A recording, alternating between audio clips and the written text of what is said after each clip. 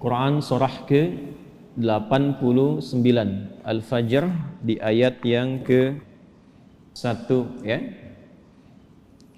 Sudah? Sampai ayat 3. Bismillahirrahmanirrahim. Wal fajr walayalin 'ashr wasyaf'i wal watr. Tambahkan satu ayat lagi, wal laili idza yasr.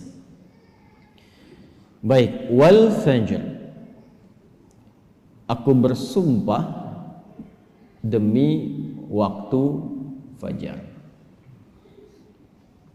Di dalam Al-Quran kita temukan ragam sumpah yang langsung disampaikan oleh Allah Subhanahu wa ta'ala.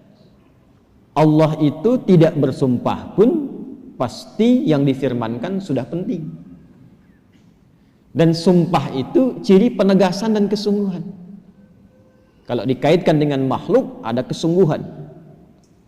Makanya kalau Anda ingin menguatkan sebuah pesan dan menunjukkan Anda serius, pakai sumpah ya.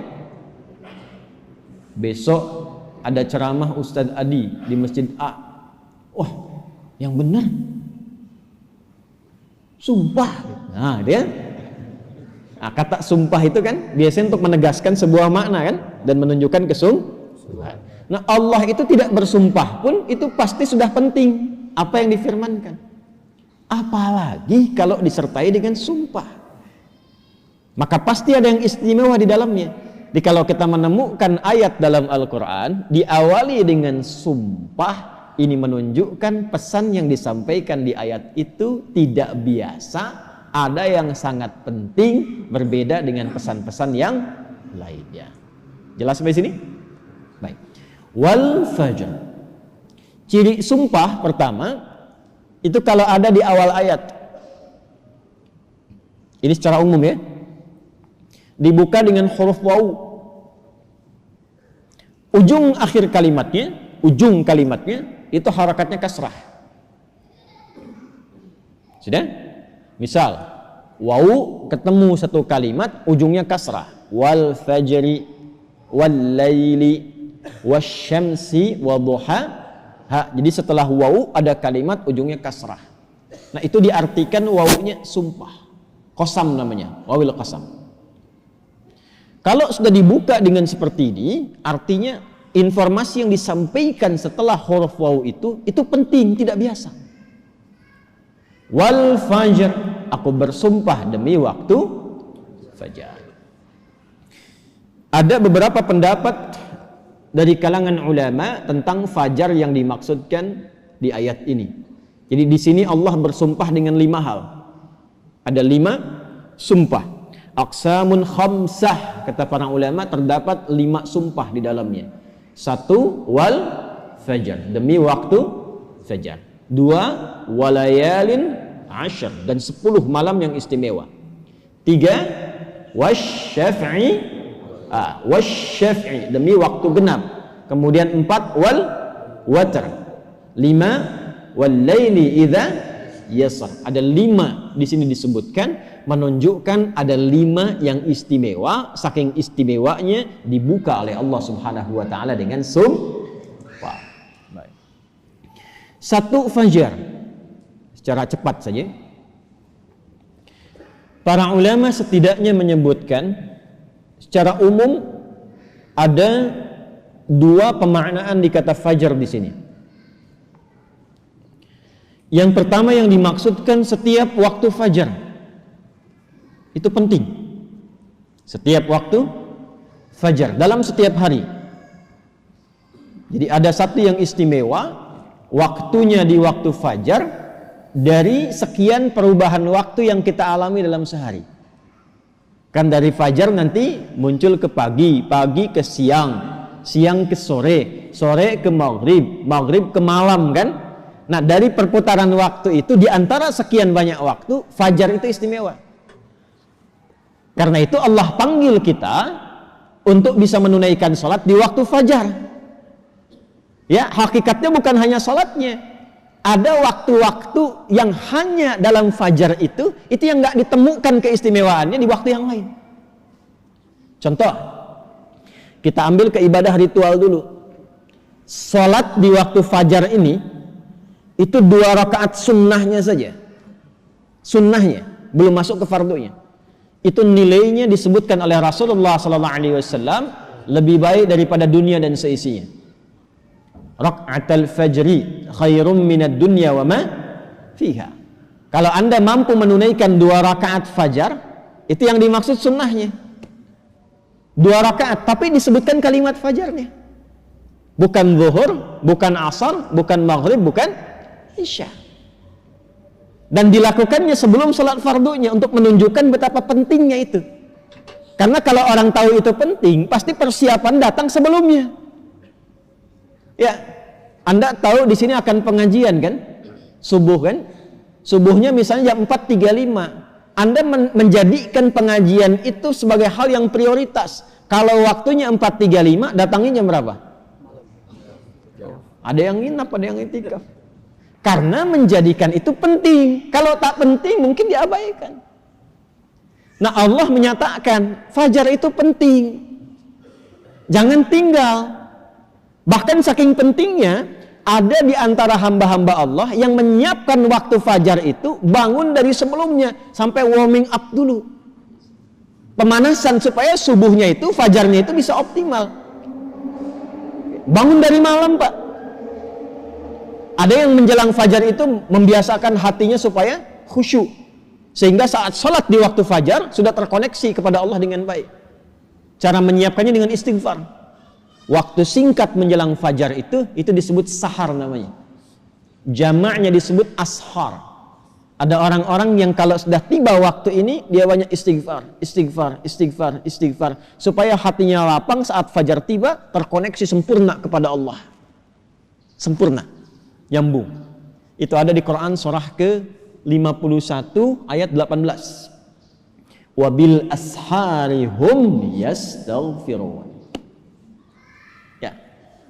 Kalau ingin dikuatkan kesabaran, ingin diberikan rizki, sehingga bisa sering infak, ya. Ingin diberikan kemampuan menjalankan segala sesuatu dengan benar, menatap dengan benar, mendengar dengan benar, berjalan secara benar.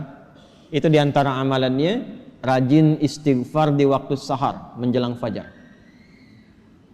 Dah, ini ijazahnya langsung dari Al-Quran. Surah ketiga Ali Imran di ayat ke-17. As-sabirina was-sadiqina wal-qanitina wal-munfiqina wal-mustaghfirina bil ashar. Ya. Quran surah ketiga Ali Imran ayat 17. Paling kiri sebelah atas tuh. Itu di situ istighfar di waktu sahar itu disamakan dengan 4 amalan tadi. Sabar, khusyuk dalam ibadah, bisa rajin infak, dan benar dalam menjalankan aktivitas. Itu diantara latihannya, rajin istighfar menjelang fajar. Makanya kalau sudah istighfar, terbuka hatinya, terkoneksi dengan Allah, itu ibadahnya akan lebih enak dibandingkan dengan yang jarang istighfar. Gitu. Alhamdulillah. Ada sifat qanitin di situ. As-sabirina wal qanitina. Sedangkan kita diminta sholat itu dengan sifat kunut. Orangnya disebut qanit, jamaknya qanitin. Ada di mana ayatnya? Al-Baqarah ayat 238. Hafizu 'alas salawati was salatil wusta wa qumu lillahi qanitin. Tuh. Kalau mau salat, mau enak salatnya, jangan sekedar salat. Memang betul sudah selesai. Ya, menuntaskan kewajiban, beban kewajibannya hilang, tapi kenikmatannya dapat enggak? Manfaatnya dapat enggak? Kalau ingin menikmati salat, ingin dapat manfaatnya, dapat ketenangan, terkoneksi dengan Allah, doanya cepat dijawab, maka khusyuklah dalam salat. Nah, di antara cara mendapatkan khusyuk itu istighfar. Dibuka. Sehingga sekat-sekat yang membuka kita itu, yang menghambat koneksi kita dengan Allah itu terbuka. Ini dari Quran. Dari Quran. Nah, dibiasakan istighfar paling enak itu di waktu sahar menjelang fajar.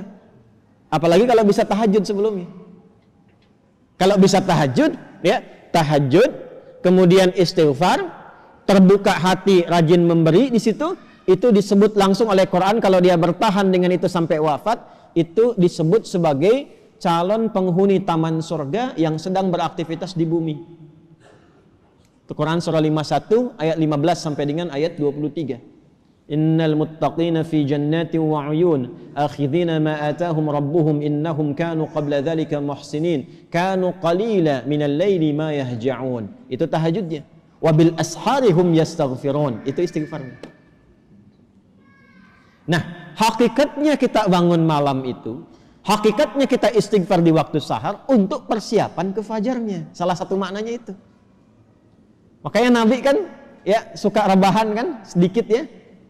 Bukan rebahan yang sempurna. Ya kaum rebahanas nih ya. Ya, coba dicek tuh. Kalau ada rebahan Nabi itu miring sedikit ke kanan kan, setelah istighfar tuh nunggu-nunggu sampai fajar tiba. Supaya kesadarannya optimal. Ada apa di fajar itu sampai dipersiapkan sebelum itu? Sampai-sampai 2 rakaatnya lebih baik daripada dunia dan seisinya. Itu kalau dibaca pakai iman gak ada yang bisa menandingi. Saya tanya antum, dikasih 1 juta atau 2 rakaat sebelum subuh? Ayo. Oh, masa?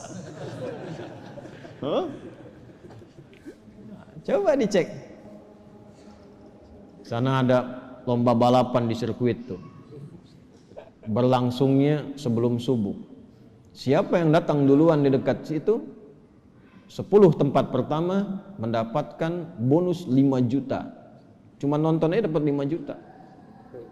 Tawaran kedua, datang ke masjid, tunaikan 2 rakaat sebelum subuh, setelah azan tiba, dapat dunia dan seisinya, lebih baik daripada dunia dan seisinya. Pilih mana? Nonton di sirkuit atau 2 rakaat sebelum subuh?